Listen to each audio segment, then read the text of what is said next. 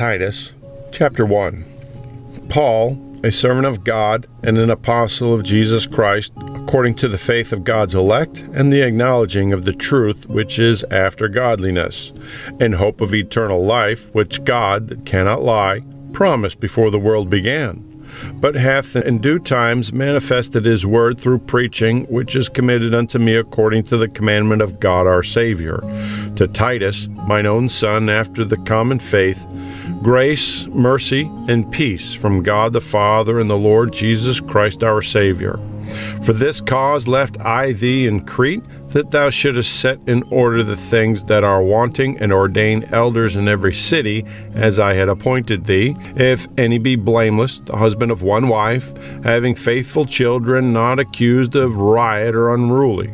For a bishop must be blameless, as the steward of God, not self-willed, not soon angry, not given to wine, no striker, not given to filthy lucre, but a lover of hospitality, a lover of good men, sober, just, holy, temperate, holding fast the faithful word as he hath been taught, that he may be able by sound doctrine both to exhort and to convince the gainsayers.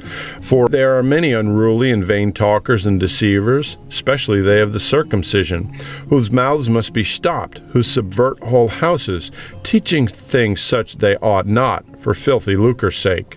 One of themselves, even a prophet of their own, said, The Cretians are alway liars, evil beasts, slow bellies. This witness is true. Wherefore rebuke them sharply, that they may be sound in the faith, not giving heed to Jewish fables and commandments of men that turn from the truth. Unto the pure all things are pure, but unto them that are defiled and unbelieving is nothing pure, but even their mind and conscience is defiled. They profess that they know God, but in works they deny him, being abominable and disobedient, and unto every good work reprobate.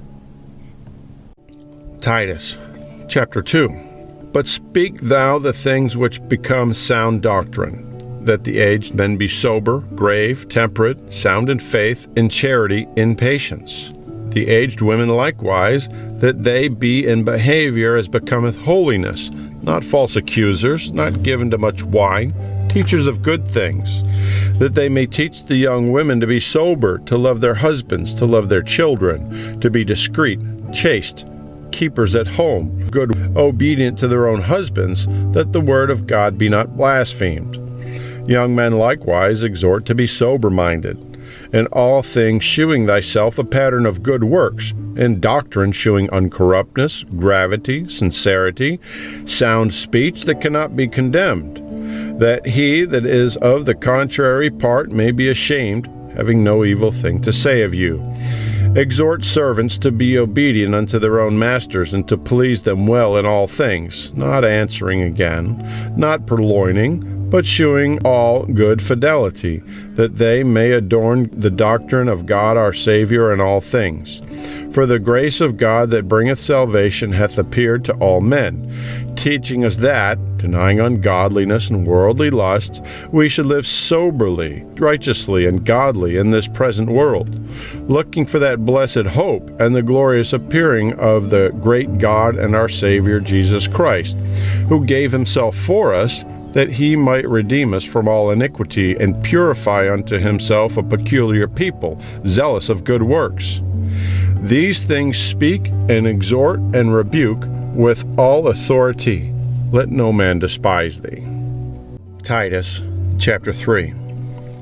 Put them in mind to be subject to principalities and powers, to obey magistrates, to be ready to every good work, to speak evil of no man, to be no brawlers, but gentle, shewing all meekness unto all men. For we ourselves also were sometimes foolish, disobedient, deceived, serving diverse lusts and pleasures, living in malice and envy, hateful and hating one another. But after that the kindness and love of God our Saviour toward man appeared, not by works of righteousness which we have done, but according to his mercy he saved us, by the washing of regeneration and renewing of the Holy Ghost, which he shed on us abundantly through Jesus Christ our Saviour, that being justified by his grace, we should be made heirs according to the hope of eternal life. This is a faithful saying, and these things I will that thou affirm constantly, that they which have believed in God might be careful to maintain good works. These things are good and profitable unto men. But avoid foolish questions and genealogies and contentions and strivings about the law, for they are unprofitable and vain. A man that is an heretic, after the first and second admonition, reject, knowing that he that is such is subverted and sinneth, being condemned of himself. When I shall send Artemis unto thee, and Tychicus, be diligently to come unto me to Nicopolis, for I have determined there to winter.